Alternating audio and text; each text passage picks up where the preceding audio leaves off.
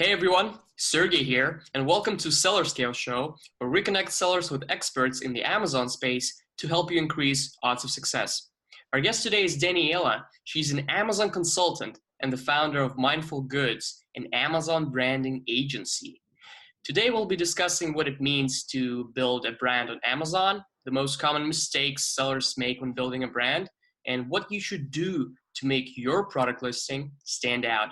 Hey, Daniela, thanks for being here. Thanks for having me. Where are you? Tell us. Well, you might hear some noise in the background. I'm actually in Peru, so I split my time between Peru and Chicago and California, where I'm originally from. But yeah, our team's located all over the world, and so we all kind of do our own thing from whichever country we're in.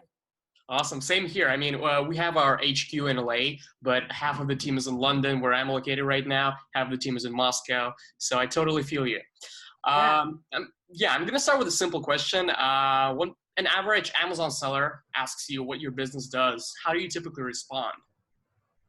So an average Amazon seller, we help maximize their brand presence on Amazon. So we have, myself, I have over 10 years of marketing experience. I'm applying that to Amazon. I was fortunate enough to get to work with a very large CPG company when I first got started. Okay. And after learning the ropes super quickly, I realized that the smaller brands were kind of left out of the mix, but they had one of the biggest advantages against the larger brands on Amazon. So that's typically who we serve. We serve the smaller brands who are looking to leverage their brand presence and maximize those areas, because those are the areas that the bigger brands aren't really paying attention to. Right. Do you work with new sellers who don't have a product? We do.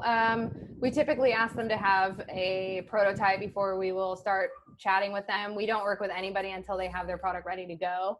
Okay. But it's great to be talking in advance, because it's great to pull data from Amazon to see what sales are like for your competitive niche. You can get so much competitive data to see what are different pieces that you should be developing. There's so much data out there. And so it's important to pay attention to that data while you're prototyping, so that you're not building something in the dark. Right. And you're a seller yourself. Mindful Goods is a product line, right? So we have a few test products, and that's mostly because we want to test things out on our own before applying it to client accounts. Right. But it allows us to move a lot quicker and see things that are going on across category. And that's kind of the benefit that I have in working with different brands across different categories, right? We get to see what's happening in different spaces. And sometimes Amazon rolls out certain things in certain categories and they don't share it with other niches. So yeah. Cool. I just want to dive in and start our conversation with discussing what a brand is. I mean, when sellers hear the word brand, they each have like a different notion of what it means. Some people think of it as a trademark, other people think of it as social media. In your experience, in your definition, what is a brand on Amazon? What does it consist? I am going to leave this one to Mr. Bezos. So Jeff Bezos says, your brand is not what you say it is. Your brand is what other people say about it when you walk out of the room. Cool. And I've said this before, and I love saying it at conferences and the talks that I do, because I think what's unique about Amazon is that you actually are in the room. You know, you actually do get to hear what people are saying about your product, and you actually do get to make actionable changes to improve your product listing, and listen to that feedback. Right. So is it only the reviews? Is it only the testimonials and feedback that you get? But I mean, how do you build that when you have nothing? So when you have nothing, there's a lot of, like I said, there's a lot of data that you can pull from competitors. So one example is if you go into, let's say you're prototyping a product and you have this great idea and you validated it already because you see the sales are doing really well, and you figured out a way to be, you figured out a differentiator for your product, right? Okay. The other thing you can do is you can actually go onto all of the competitors that are selling the similar product, and you can read through all the reviews. But what Amazon does that's fantastic is they actually have all of the most mentioned keywords in those reviews. So you can click on the little bubbles in the reviews and see what people are saying about that specific keyword. So for instance, if people are complaining about something that's not functional about the product, you can make sure that that is functional for your product. Cool. So you can basically use this data as you build your business, as you start your product line. And you mentioned about listings. In your opinion, what is the anatomy of a good listing on Amazon? And what I mean is, what key factors influence the, let's say, viability of a product on a listing? Yeah, well, I think most people would agree that, you want to have at least 6 photos, you want SEO driven copy, you even want some basic A+ content if you have a trademark. Like those are all the standard best practices, right? Right. But I think the real advantage that brands have right now is if they go a step further. And a step further can mean anything off of, like, we have a checklist of all the other things that you can be doing in our buy now methodology. It's 25 different points of 6 main pieces. But within that, it's thinking of things like your main image, right? Main image is one of the biggest factors of getting people into your listing.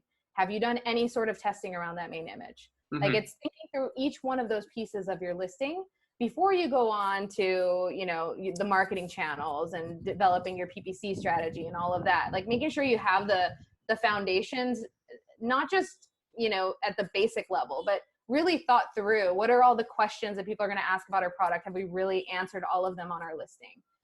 Is there something that draws people attention with our products and tells a great story? Like, what are the ways that you can really set your listings up for success? Interesting. Let's take an image, for example. What are some of the ways that you can test the image, the product image? So one of the things, I actually have a tutorial on LinkedIn for this. It's with a company called PickFu. It's one of my favorite tools to use. And I can even share a link for that later if you want to put it in the notes. Sure, absolutely.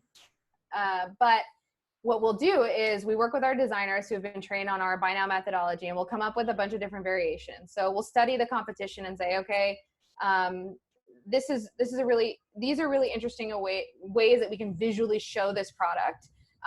We might make assumptions on what we like better and what we think would perform best.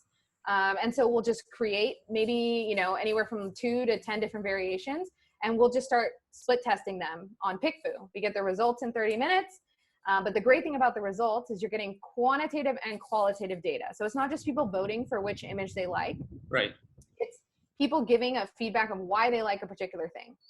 And so the great thing about that is that you can say, okay, 20 people out of the 50 mentioned that they like this because it's black and not green.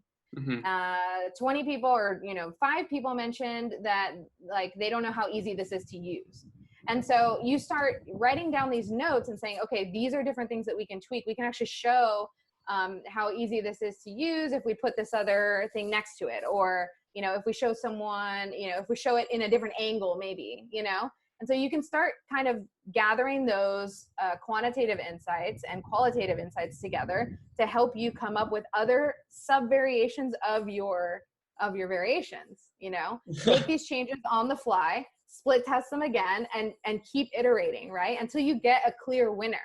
Right. Then you take that clear winner and you can put it inside of, let's say, and this is a whole nother tutorial separate from what we're talking about, but you could put it inside of a screenshot of the search results, cover up anything that's going to lead to bias, like maybe pricing or big brand names that people know, or a Amazon bestseller badge or certain things like that, right? And just show like a search screen and see if your product actually wins as the product that people would pick.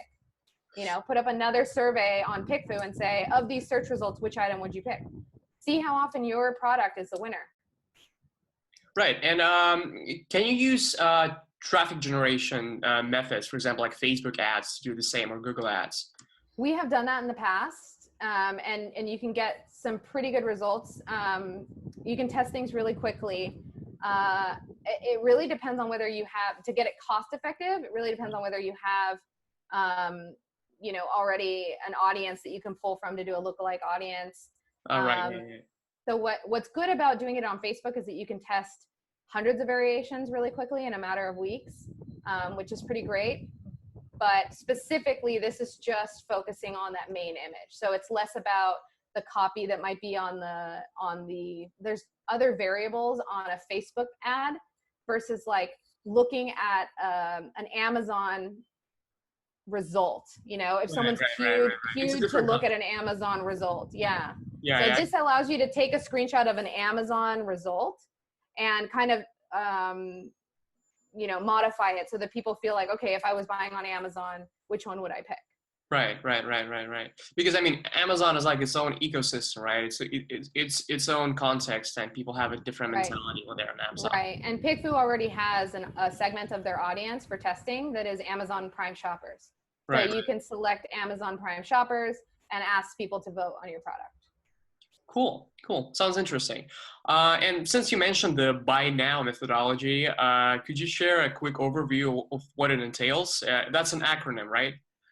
Right. So buy now, I actually just had my notes up. I will tell you exactly what the buy now method is. And it's, so the buy now method is basically just a simple way for you to remember the main concepts. But if you download the checklist, it'll break down each piece, and there's like 5 sub bullets for each piece that'll help you kind of put together your own strategy for your listing, right? It's not meant to be that you should do all 25.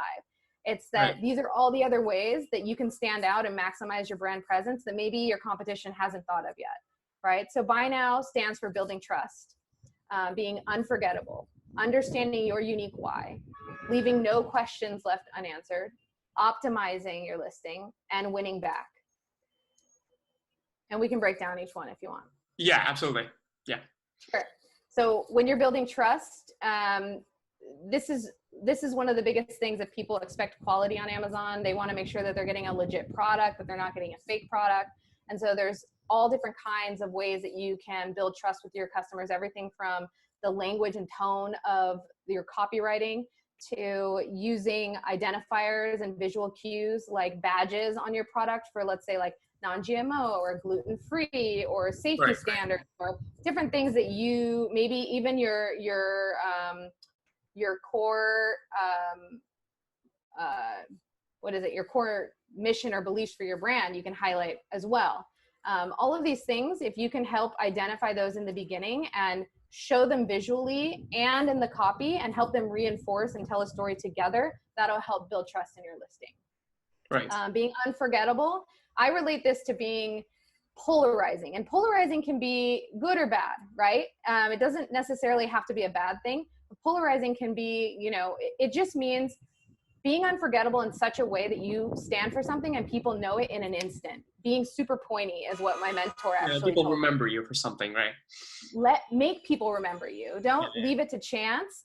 Make people remember you for something. Give them a feeling. So even if they click into your listing and leave, what's the one big image with a tagline that you can like hook them with so they know this is your differentiator, or this is what this brand stands for, or maybe it's just the name of your product. Right. So one example that I always mention is a product called No BS, and it's a line of makeup products, and it literally tells you everything you need to know right there. But they didn't stop there. The packaging is bright and colorful, and the image, when you hit their listing, it says like exactly how they are no BS.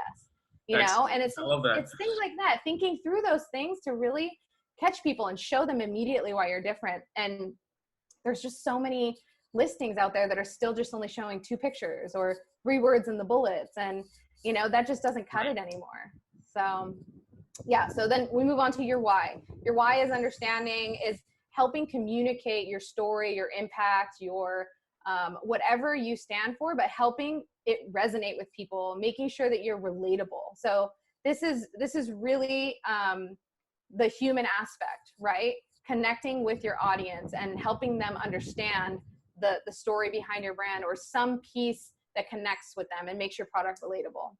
The next one is no questions left unanswered. And this is really about getting people not to leave your listing for the competition, right? So the story that I like to use for this is we're all busy and we have a million things we have to do. And we just had to go to Amazon because I wanted to get this case for my sunglasses because I'm going on a trip this weekend and I want to make sure it gets here in time.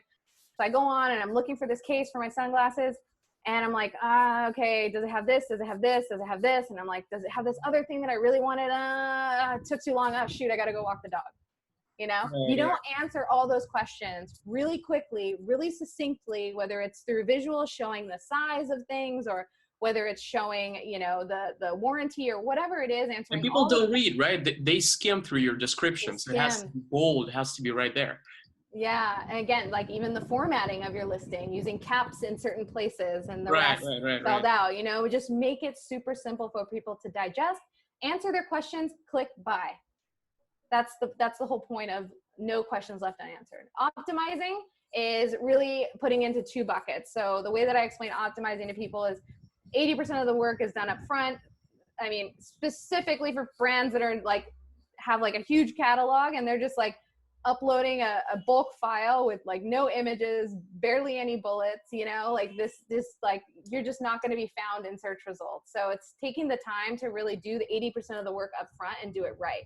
So do the diligence, find out what keywords you want to go after, make sure they're built into your listing from the beginning, and then start to test and track them over time and analyze them and make sure that you're getting the results that you want through that analysis. So that's a whole nother piece, but I always bucket them into two buckets because there's so many people that don't even do the prep work in the beginning, right? Right, exactly. They just plug and play, Yeah, and then the second piece is where people get confused.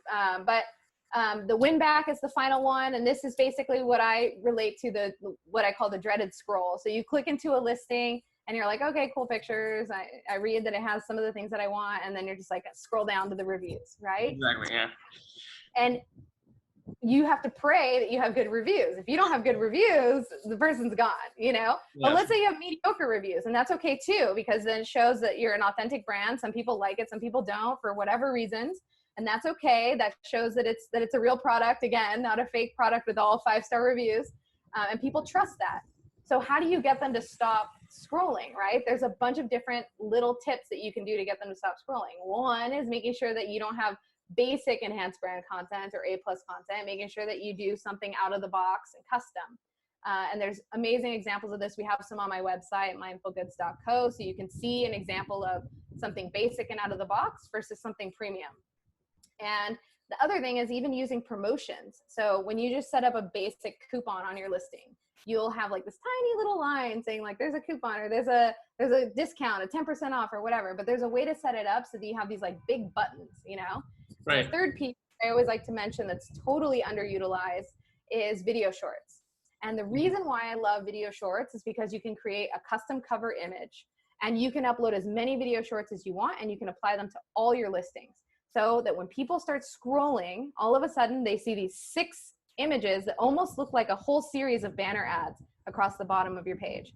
So if you can actually go to, let me think of an example of this.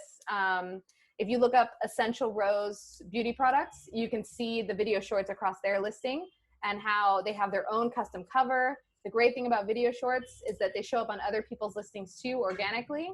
So make sure you're using the right keywords in there. Make sure you're putting your brand name in the title of your videos. But that's another way that you can get people to stop scrolling. And maybe your videos answer the final question that they had so they can just go ahead and buy. Wow, that's a lot. I mean, it seems that there is so much to keep in mind and so much just to keep in your head. At what point do you think that a seller will benefit from outsourcing their product listings and their brand to a company like yours?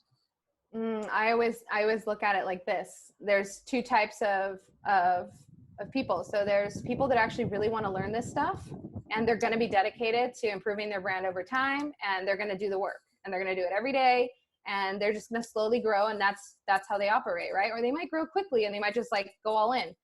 Right. But then there's people who know that they don't want to do it. They don't want to learn this stuff. They're just needed to get set up and needed to get done. This could be, you know, an employee at a company, or it could be someone that actually has their own brand that says, look, my specialty is sales in person. My specialty is not online sales. And I don't want to do this stuff because I'm actually busy selling or I'm busy doing this other thing, but I know this is important, right? The third piece to this is really understanding like what role does Amazon play for your brand, right? Does it make sense to invest all this money in Amazon as a channel? Yes or no? And why? Have you validated that? And is it part of your big strategy? Maybe you're talking to investors and they keep asking you, why are you not on Amazon yet? You know, you're losing market share or whatever. Maybe it's about, maybe you're doing a lot of in-store trials of your product and people are just like, well, can I buy it on Amazon? Make it easy for them. They're shopping on Amazon already, you know? Yeah, right. Yeah, so definitely identifying that. Yeah, for a lot of people, it's diversifying, right? I mean, like Amazon as another sales channel, not as a primary sales channel. Mm-hmm. Yeah, for them it makes sense. But and everything that we discussed so far, I mean, your buy now methodology is amazing. But it's all about building a brand inside Amazon. Are there any ways that bring in actual results to build a brand outside of Amazon? And I'm talking about social media, email, landing pages, blogs, content marketing. Do you think that's a worthwhile investment, especially in the beginning, or should you just leave it until like you build a brand, establish a brand on Amazon, and then focus on that? So I think that everyone has their own strategy, right? I Right. don't think you should be doing 10 different things to market your product. I think the focus is really key. But understanding, like, does Amazon make sense now, or does it make sense in the future? And at what point do we turn on Amazon? For all of those external channels, if you ask 10 different marketers, I'm just one, we're all going to say, oh, you should do this strategy and you should do that. There's always going to be 10 million things you can be doing to promote your product, but it's also about identifying you as the entrepreneur, you as the brand builder, you as the employee for this brand. Like, what are the assets and resources that you have to work with? You know, maybe your brand has already generated a huge email list. And if so, then maximizing that email list is probably going to outperform anything else that you did, you know? So really understanding the big picture and then keeping focus on the things that are assets and resources that you can leverage, you know? Okay, but if I'm a seller that and I'm just beginning, right? I mean, like I have my first product, I have my first product line, and I want to start selling on Amazon. Should I focus on optimizing my listings and playing around with Amazon Ad Console and Amazon Marketing Services? So should I build my brand inside of Amazon, or should I start building blogs, Facebook groups? I don't know, generate content, be big on social media. Like, should I go and diversify, or should I focus on Amazon if I'm just starting out? Well, that's a decision that you have to make, right? But there's I would say, arguably, looking at the clients that we have, they've differentiated already. So they've come to us having built their brand a little bit. And what I mean by building their brand is that they've decided what their channels are. So they've been promoting it on social media, on their own website, they've generated an email list. And so we're able to use all of those resources to help drive traffic back to Amazon and make their sales even better, you know? Okay. So it's, there are plenty of brands that do just decide to launch on just Amazon. And that's totally fine too, if that's the game that you want to play, if that's the focus that you want to have, is that you just want to do Amazon. But there's a lot of risk that comes with that, with not diversifying. So right. Yeah. Do you think it's possible to launch a brand without investing a lot of money into it? For example, like, do you think it's possible to not invest in PPC at all when you're building a brand? Depends on demand. Depends on the product category, probably, right? Depends on demand. If your product is a high demand item and you know there's not a whole lot of people supplying it, I mean, face masks are pretty high in demand right now, right? Yeah, that's right. That's right. Is a brand something, in your opinion, that can be calculated and put into numbers, or is it just? I mean, we talked a lot about data, right, and testing, but still, what are the key metrics that you can use to determine the efficiency of your branding on Amazon? Sure. So click-through rate is a huge one, right? It depends on what you're changing in your listing, but the other thing is when you're changing these things, you have to decide if you're going to be testing one thing at a time or whether you're just changing the whole thing and just using a new benchmark, right? So if you're changing 3 things, you won't know what's most effective, right. If you don't isolate the changes. So that's really important to remember. But yeah, you can absolutely test for certain things, especially with main images. We test off Amazon, then we test on Amazon. Amazon just released, I don't know if it's available to everyone, but a while ago they released A/B testing for your A+ content. Mm-hmm. It would be hard to know for sure because you'd have to have high velocity and isolate the changes to know like how impactful that is. So perhaps a larger agency will share that data in the future, which I'd be really excited to see. But there's definitely things you can do there to test that over time. There's also different tools that you can use that can test pricing and all sorts of things on your Amazon listing. So you can just set those variables and, can you name those and tools? come back to them. Splitly is one of them. And there's another one that is, I'm trying to remember what they call it. It's like Panda something. I'll get it for you and we'll put it in the show notes. But that's a good one too, because it's a free product. I think it's offered by Viral Launch. But the good thing about that one is that you can set the variable, even if you have a low amount of sales velocity, you can just set the variable and just know that you're not going to be able to know the result of that one variable for a few months or however long, depends on how many sales you have, right? Or how much traffic is coming to your listing. But at least that's running in the background and you can come back and assess the results later. Awesome. In your experience, I mean, and you obviously work a lot with sellers of all shapes and sizes, right? What are the 3 most common mistakes that sellers make when building their Amazon brand? Or if that's easier, what are the most obvious low-hanging fruit for optimizing your brand on Amazon that you see over and over again, and you're just tired of repeating about this and pointing to the same mistakes? Yeah, I mean, one of the biggest things that people come to us and they ask us for all of these advanced marketing management of channels, right? So they want us to do like chatbots and Amazon PPC and Facebook ads, and yeah, we can do all that stuff. But then I go look at the listing and the work hasn't been done there, And so if a brand does spend in that area, they're just going to be wasting spend because they haven't optimized properly and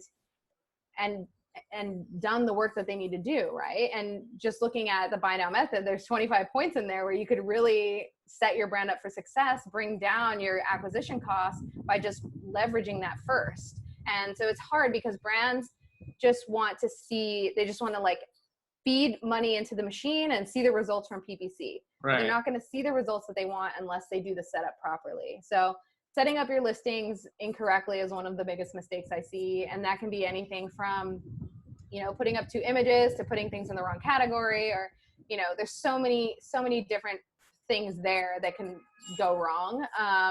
There's the other thing I see is people or brands that start selling because they see that there's other third-party sellers selling their products, and they want us to help them sell their product, but we're essentially competing against 20 unauthorized sellers that they have never managed and they don't have any agreements in place with. So before you can we can help on the optimization side and really like maximizing the look and feel and tone of the brand presence on Amazon. But in order to really execute on the marketing channel side, you have to get the unauthorized sellers under control so that you're not essentially driving up your bids competing against each other. Yeah, right. To understand the unit economics of your advertising, efforts. And if you have too many sellers selling your product, it's not only impossible from that standpoint, but one unauthorized seller can wipe your listing accidentally in Vendor Central. And we've seen it done so many times, so that's another pro tip. Make sure you have your listing backed up somewhere so you can just go back, copy and paste and fix it, and make sure you have alerts set up for your listing so that if anything changes, you know right away and don't go days without noticing. The other thing that I would see is a lot of brands come to us and don't use FBA. And this is primarily a mistake for smaller brands, I would say, than it is for larger brands. But smaller brands and brand owners think that they're saving a lot of money by shipping the items themselves. They're not getting the Amazon fees for fulfillment. But at the end of the day, if you look at how much time you're spending packaging up your little thing, even if you have an employee doing it, right, the opportunity cost, it's a no-brainer. Just use FBA and be done with it, and you will just be so happy that you made the change. Every brand that we've converted to FBA has thanked us, and not only that, their rankings improve every single time you switch to FBA, just automatically. So that's another thing. It seems that new sellers often try to find some life hack, right, or a tactic, like not do the FBA, or I don't know, work on their social media but not optimize their listing properly, and not have the 25 points that you mentioned in place, and they just rush through when you can't not you can't avoid the hard work. I mean, you just have to put in Right. the work. You have to do those 25 points. You have to make your listings But stand I get it though, right? Because it's overwhelming when you out. have, people telling you should be doing this, you should be doing that, you should be doing these 50 things. I'm over here saying these 25 things, Right, right, and right, it right, right. can seem really overwhelming. And if you actually looked at the amount of work that we do for our retainer clients, and you look at the strategy, there's probably 100 or 150 things on that list of how we compose a brand strategy for Amazon, and you can't do all the things all the time. You have to understand what stage you're at, what you're going to focus on this quarter, and you just, focus on those things and keep moving forward. Awesome. I love that. I love that. I have one more question for you, and it's our closing question. It's our tradition to ask the Peter Thiel question from the book 0 to 1. What is your contrarian view that goes against the commonly accepted notions in the industry?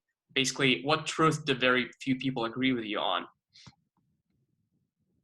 So I would say most people outside of the world of Amazon, right? I would say most people think that Amazon is the killer or the end of small business.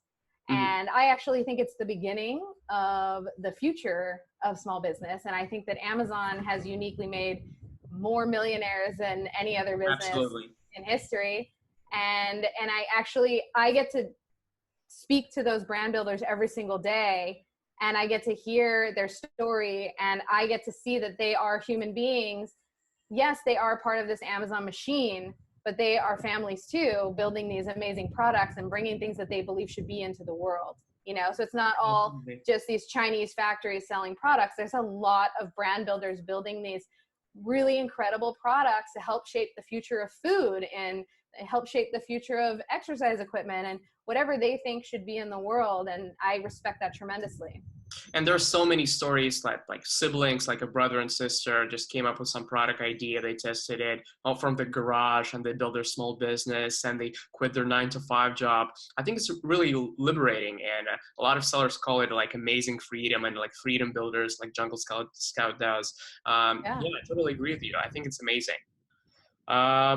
Yeah. Where can people learn more about you and your business? Where should they go? So, they can go to mindfulgoods.co. And on there, if you go to mindfulgoods.co/Sellerscale, I will put the downloadable for the buy now method. And I'll also put a bonus offer for what's called our mini audits. So something we normally charge $150 for, I will personally review your listing and apply it to the buy now method and show you what are the ways that you can actually start applying this today and prioritize in the areas that will help make an impact. So that's something I'll give to the Sellerscale community for $25. Amazing. And yeah, I totally recommend that. You should definitely go check it out. Thanks for being here. Yeah, my pleasure. Thanks for having me.